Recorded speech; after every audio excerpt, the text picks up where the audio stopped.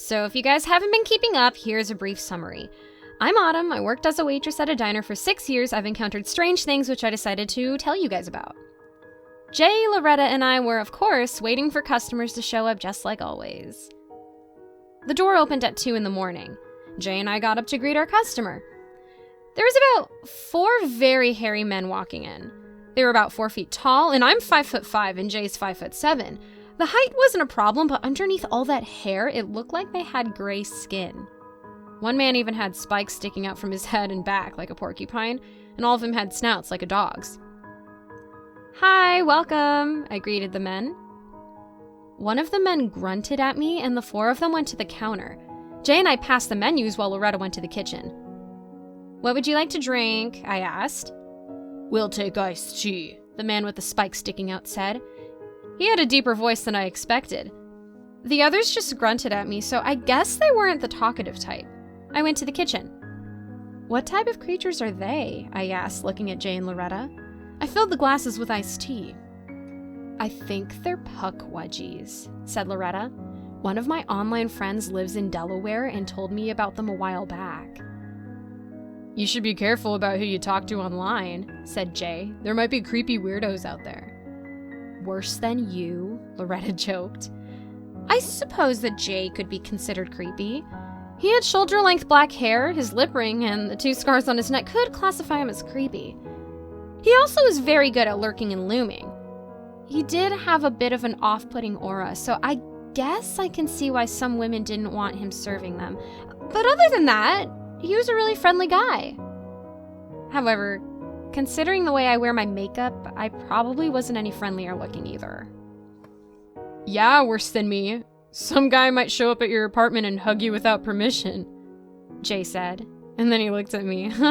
Once, he had shown up at my apartment and asked me for a hug, so I hugged him and then he ended up falling asleep on my couch. He told me that he'd gotten in an argument with Craig and that he left their apartment. I don't know what it's about though, because it's none of my business and he didn't tell me. Jay grabbed the glasses of iced tea and went to deliver them. He was gone for a few minutes before he returned, looking disgruntled.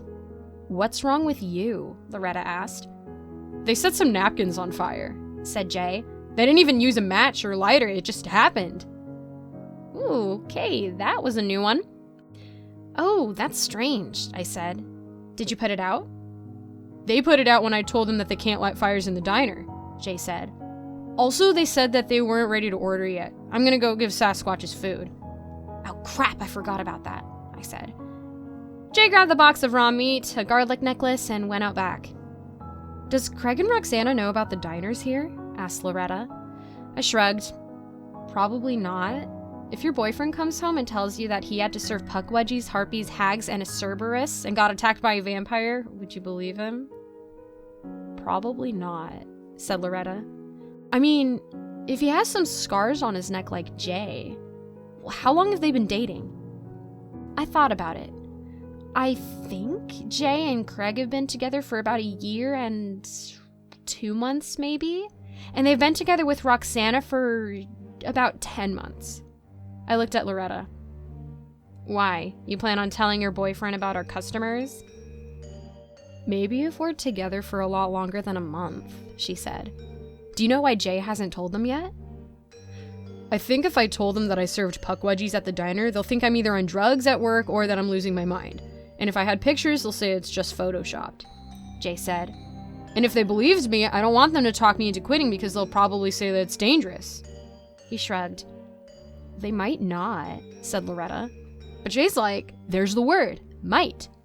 So I'm like, "I'm gonna go take their order. You two can have this conversation that I don't want any part of." I found that they had moved to a booth and that they started stacking the jam and jelly single cups and cream cups. And I have no problem with them doing that, since I used to play with them when I was younger. However, it looked like they had taken the cups from the other booths. I went over to them and asked, "Are you gentlemen ready to order?" They grunted at me before giving me their orders. "So since we have one cook, Jay and I will be out in the kitchen helping her prepare your food," I said.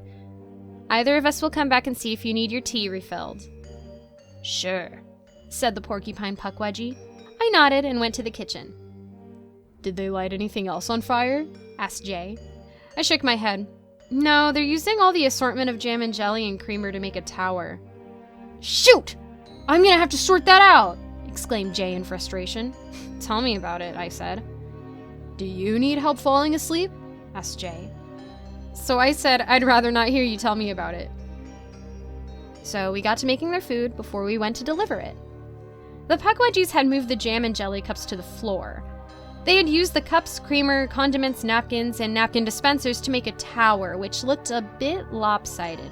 Also, the Pukwudgies ended up sitting in different booths, so one had it to himself. Jay and I had to ask which one had which plate, although I suspect that they had switched orders. After delivering the order, we had to dismantle the tower, which I was a bit sad about since it looked pretty neat, but it was a health hazard since the napkins were on the floor. After they left, Jay and I went to clean up their plates. On one table, I noticed that one of the Pukwudgies had used the ketchup to draw a heart on the table. I wasn't entirely sure if it's because he liked us, the food, or the diner.